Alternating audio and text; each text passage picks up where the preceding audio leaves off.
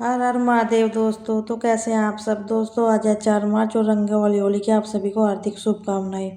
सुबह का हो गया था टाइम और मैं आई थी किचन में। मुझे बनाने हैं आज दही भल्ले, जिसके लिए मैंने ले ली थी मूंग की दाल। इस दाल को पहले ही मैंने 5-4 घंटे के लिए भिगो दिया था। हाँ, मुझे अब दाल को पीसना था। दाल जब अच्छी तरह से पिस गई तो उसे एक बर्तन में निकाल लिया था। उसके बाद कर दिया उसे फेंटना शुरू। थोड़ी देर बाद उसमें डालना नमक और थोड़ी देर के लिए और फेंट दी। इधर हमने गैस पर रख दी थी कढ़ाई। जब हमारी भी दाल फेंट कर अच्छे तैयार होगी तो हमने भल्लों के साइज के बोल से बना के उसमें कढ़ाई में डाल दिए। जब तक हमारे भल्ले सिक कर तैयार होते हमने ले लिया था पालक एक भगोने में। गैस चलाया और उस पर रख दिया पालक वाला भगोना। साथ ही उसमें डाल दिए हरे मटर।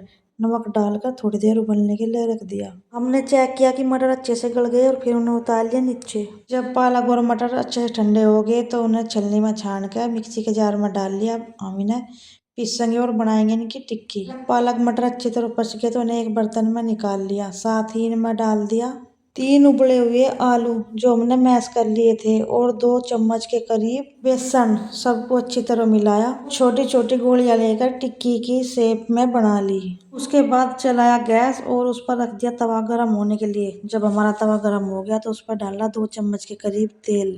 तेल को तवे पर चारों ओर फैलाया और एक एक टिक्की रखकर अच्छे से अलट पलट कर सेक ली। एक बार में हमारी 5-4 टिक्की तो बनकर तैयार हो ही गई। एक बार की टिक्की हमारी सीख गई थी तो हमने रख दी उस पर दोबारा भी 5-4 टिक्कियां और उन्हें भी अच्छी तरह से सेक लिया। जब तक हमारी सभी टिक्कियां बनकर तैयार होती है जब तक हम अपने दही भल्लों के लिए पानी तैयार कर लेते हैं, जिसमें हम उन्हें भिगो कर रखेंगे कुछ देर के लिए। जब तक हमारी टिक्की सिक कर तैयार होती है हम दही भल्लों को पानी में डुबा लेते हैं। लिया था एक भिगोने में पानी, उसमें डाला थोड़ा सा नमक और हींग वाला पानी। सबको अच्छी तरह मिलाया और फिर डाल दिए उसमें हमने भल्ले।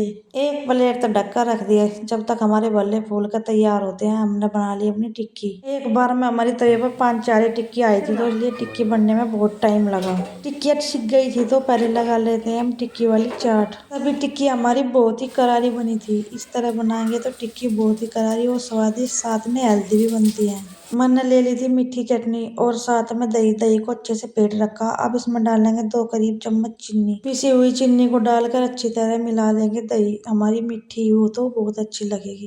प्लेट में रखी टिक्की ऊपर से डाल दिया मीठा दही। उसके बाद इमली की खट्टी मीठी चटनी और हमने धनिया की चटनी भी बनाकर रखी थी, जिसमें पुदीना और हरी मिर्च डालकर अच्छे से पीस ली थी। साथ ही उसमें डाल दिया था काला नमक भी। चाट में हमने ऊपर से डाली कुटी हुई लाल मिर्च, भुने हुए जीरे का पाउडर, चाट मसाला और नमक। सब कुछ डालने के बाद हमारी टिक्की वाली चाट बनकर तैयार है। देखने में तो ये बहुत ही अच्छी लग रही है। भल्ले हमारे अच्छे से फूल गए थे तो बना लेते हैं भल्लों की भी चाट। भल्लों को अच्छी तरह पानी में निचोड़ कर प्लेट में रखा। ऊपर से डाला मीठा दही और खट्टी मीठी इमली की चटनी। साथ ही डाल दी थी हरी चटनी धनिया और पुदीने वाली। नमक मिर्च मसाले डालकर अच्छे से लगाकर तैयार की। हमारी दही भल्ले वाली चाट भी लगकर तैयार हो गई। खाने पीने के बाद अब आ गया था होली खेलने का नंबर। इन्होंने मेरी मुंडी पकड़ी और सारे मुंह पर अच्छे से गुलाल मल दिया। ये देखकर बच्चे तो बहुत खुश हो रहे थे। उसके बाद आ गया था मेरा नंबर। मैंने भी गुलाल लिया और अच्छी तरह से इनके मुंह पर मल दिया। होली खेलने के लिए मेरा भाई भी आया हुआ था तो उसे भी पकड़ कर लगा दिया गुलाल। उसका भी कर दिया ऐसा हाल। बारी बारी बच्चों ने भी एक दूसरे को रंग लगाया और ये देखो हमारा आज्ञाकारी बच्चा मम्मी के पैरों पर पहले रंग लगा रहा, फिर लगाया चेहरे पर रंग। होली खेलने के बाद सबका हाल बेहाल था और सबसे ज्यादा हाल था खराब मेरे भाई का ही था।